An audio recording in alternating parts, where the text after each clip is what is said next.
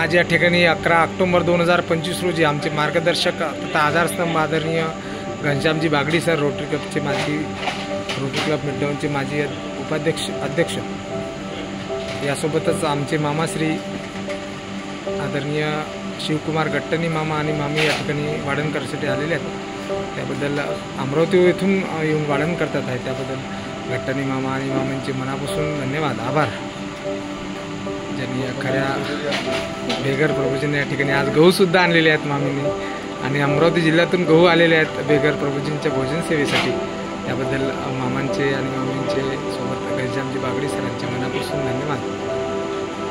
आमचे मित्र मंगेशभाऊ चौधरी जे माध्यम आहेत, म्हणजे मामांनी मदत पाठवली तर ती मदत मंगेशदादा चौधरी या ठिकाणी आणून पोहोचून देत असतात।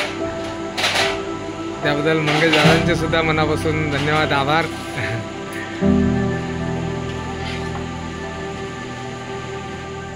या ठिकाणी आपण पाहतोय नंददीप फाउंडेशनचं बोधपडण फाट्यावरील बेगर मनोरुग्ण निवारा केंद्र नव्या ठिकाणी झालेलं आहे।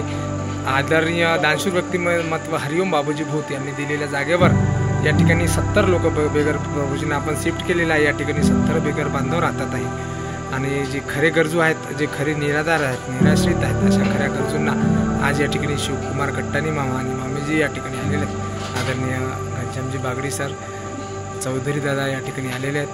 त्याबद्दल सर्वांचे मनापासून धन्यवाद।